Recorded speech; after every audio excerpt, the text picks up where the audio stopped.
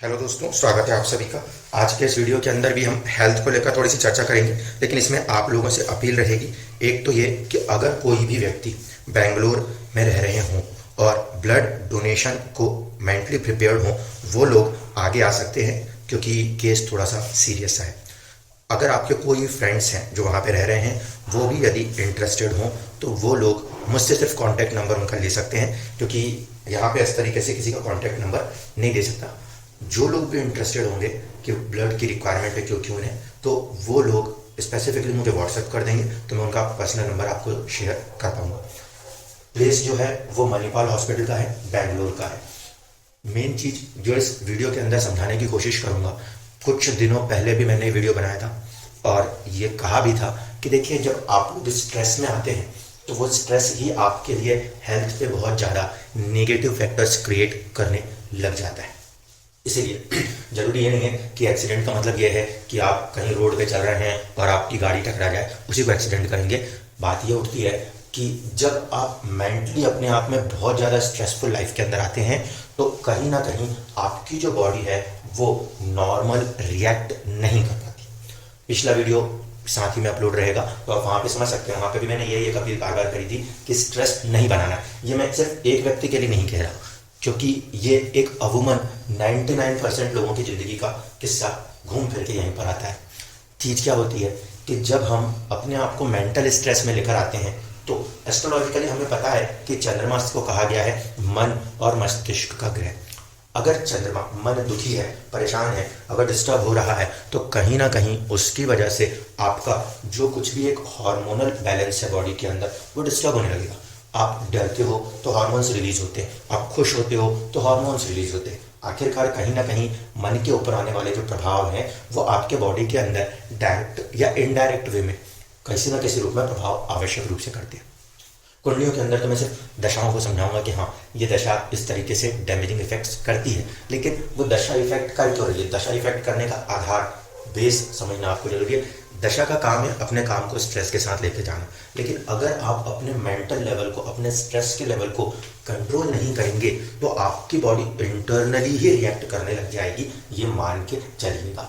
इस केस में भी क्या था, प्रॉब्लम्स जिस चीज़ को लेकर वो सोच रहे थे, बात वहाँ पे नहीं गई, बात दूसरी कंडीशन में चली गई। एक्चुअल प्रॉब्लम जो थी वो लंग्स और लंग्स के इन्फेक्शन को लेकर थी। लंग्स और लंग्स के अंदर के इन्फेक्शन जो हैं वो धीरे धीरे धीरे करके कंट्रोल हो जाते, लेकिन अब जिस कंडीशन में है उसमें क्या हुआ, बहुत ज़्यादा सोचने के कारण एक अंदर से जैसे सीजर्स आते हैं, क्योंकि आप बहुत ज़्यादा यदि स्ट्रेस में होते हैं, ये इनका नहीं, ये सबके साथ की बात कर रहा हूँ, एक जनरल वे में आज के वीडियो को समझा रहा हूँ। जब आप लोग बहुत ज़्यादा स्ट्रेस में आते हो, तो आपके बॉडी के अंदर से रिलीज होने वाले हार्मोन्स आपकी बॉडी में एक एबनॉर्मल एक्टिविटीज़ को क्रिएट करते हैं। ऐसी कंडीशन में आपको मिर्गी जैसे दौरे महसूस होना, या माइंड के अंदर एकदम से शॉक्स आना, या कभी कभी कुछ लोगों को जैसे हम कहते हैं हेमरेज वाली कंडीशन होगी, ब्रेन हेमरेज, ये सारी कंडीशन एक जैसी।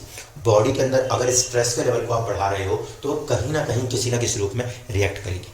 यहाँ पे सीजर्स के नाम से हुआ कि एकदम से झटका आया, और झटका आने की वजह से व्यक्ति एकदम से गिर गया, ना किसी गाड़ी से था ना कुछ था, लेकिन फिर भी गिरा, और गिरने की वजह से आंख पर भी चोट आई है। ठीक है, आईसीयू तक पहुंचना पड़ गया है। सीवियरिटी के लेवल को मैं आपको दशा में समझाता हूं कि सीवियरिटी का लेवल क्यों था, लेकिन मेजर फैक्टर मैं बार बार कह रहा हूं, इस बात को ध्यान रखिए।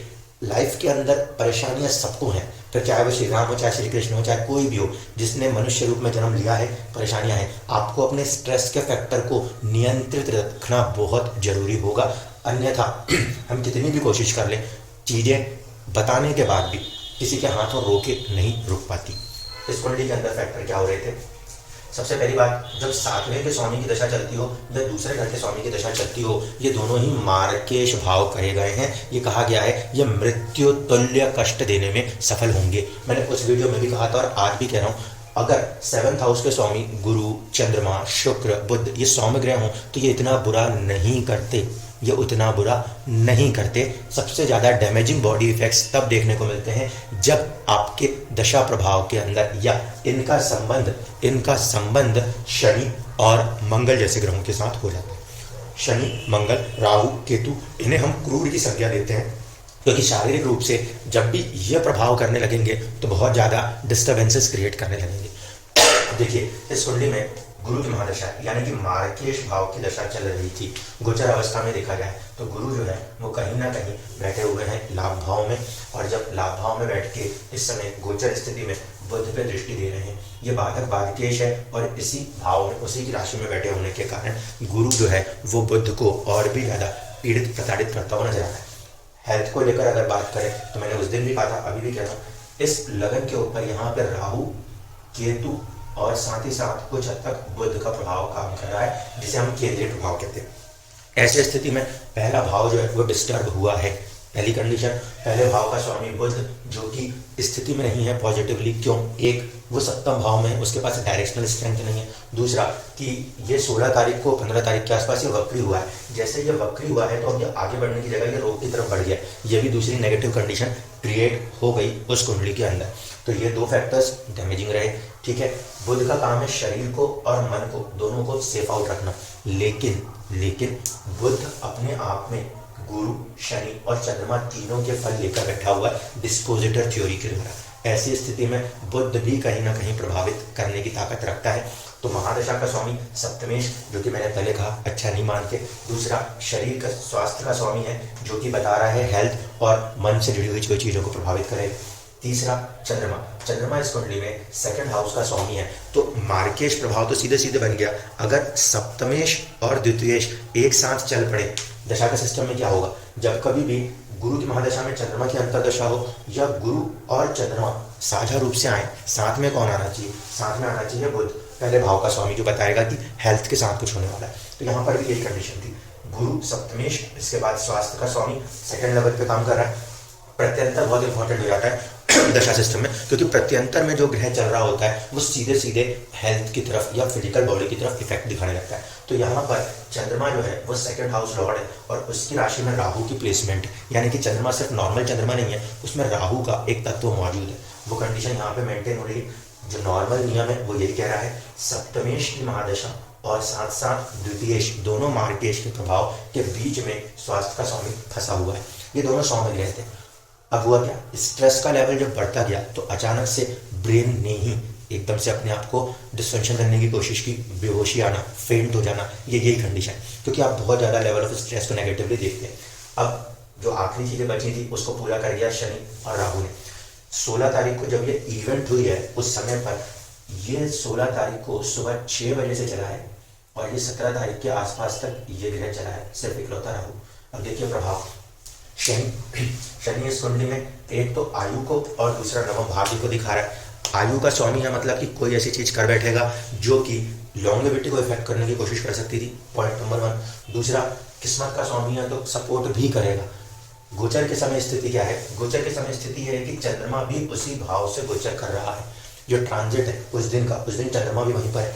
चंद्रमा जब यहाँ पे बैठा तो सबसे पहली बात मैंने ये कहा था, ये मरण कारक स्थान है चंद्रमा के लिए। ऐसी स्थिति में व्यक्ति और भी ज्यादा बड़े टेंशन के साथ सोचेगा। दूसरा, यहाँ पे केतु की प्लेसमेंट है, ये चंद्रमा जब केतु के आसपास से गुजरेगा तो मन और भी ज्यादा व्याकुल करेगा। All of a sudden events जो होती हैं उसमें राहु और केतु हमेशा काम करते हैं। तो यहाँ पर व्यक्ति मन से बहुत ज्यादा भयभीत और बेचैन कहीं ना कहीं हुआ है अंदर ही अंदर। उस कंडीशन में और भी ज्यादा डिस्टर्बेंसेस आएंगे। तो ये चीज एक बनी। दूसरा, इसका नक्षत्र श्रवण था। इसका नक्षत्र श्रवण होने के कारण चंद्रमा और भी ज्यादा अपने ही राशि और नक्षत्र प्रभाव देगा।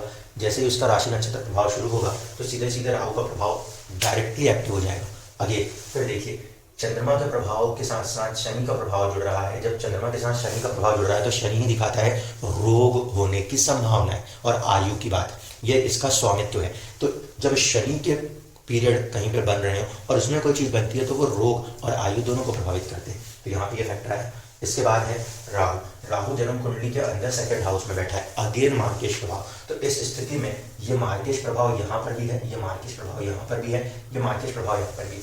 5 में से 3 ग्रह स्थितियां जो है वो मार्केश प्रभाव में जा रही। पहली कंडीशन, सेफ रहेंगे इसलिए क्योंकि शनि आयु का कारक है।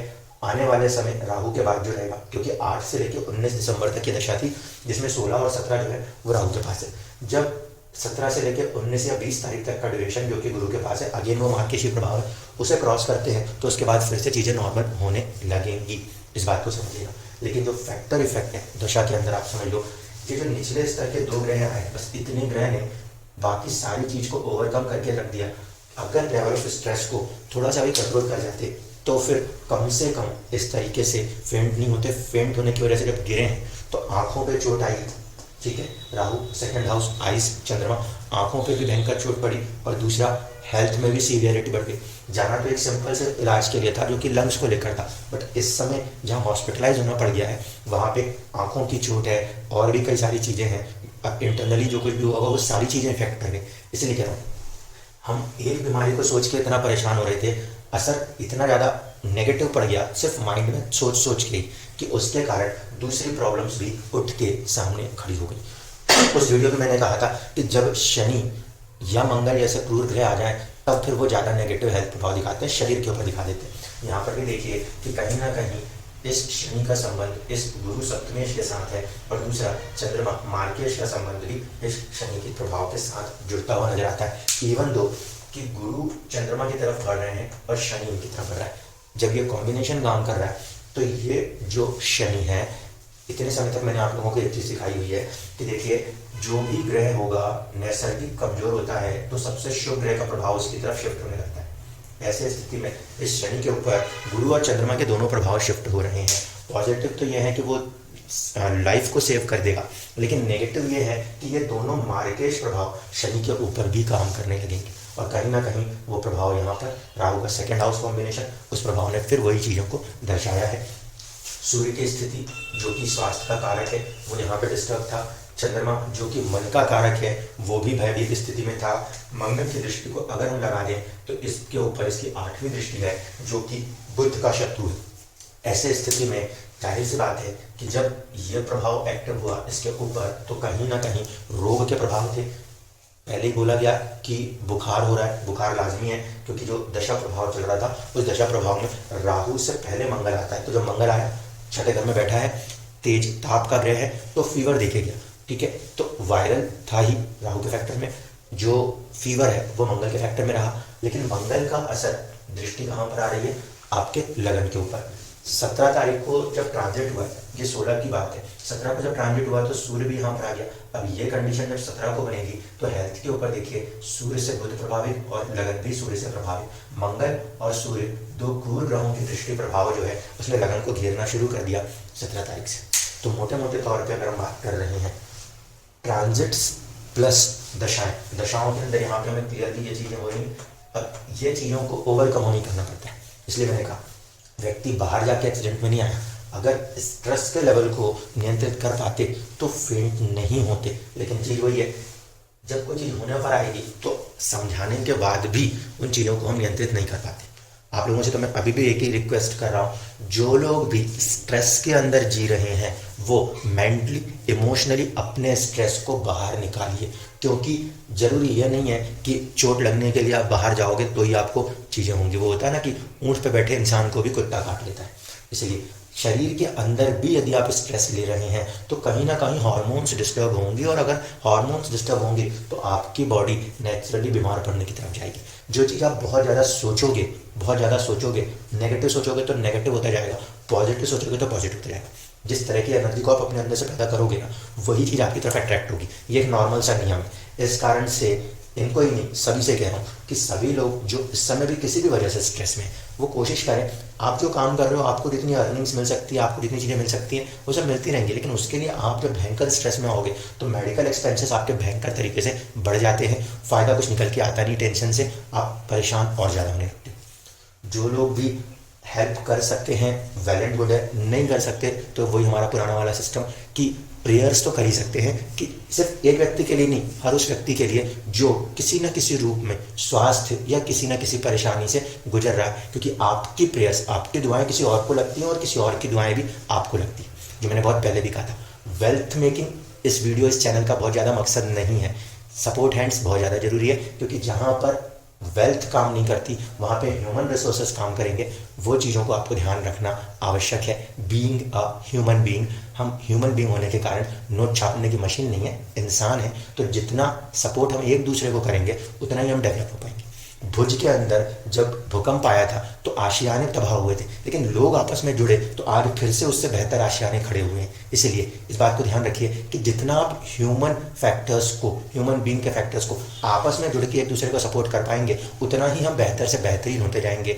इसको ध्यान में रखते हुए हमें आगे चलना चाहिए। तो यहाँ पे मैं यही रिक्वेस्ट कर रहा हूँ, जो लोग भी बैंगलोर या एडजॉइनिंग एरियाज में हैं और क्योंकि इनका ब्लड काउंट बहुत नीचे जा रहा है, ऐसी स्थिति में जो भी हेल्प कर सकते हैं वो लोग सीरियसली और सिंसियरली मुझसे व्हाट्सएप से बस उनका कांटेक्ट ले सकते हैं, ताकि आप में से जो लोग भी जागरूक हों, इच्छुक हों, वो लोग हेल्प कर पाएँ इस इमरजेंसी कंडीशन के अंदर। धन्यवाद।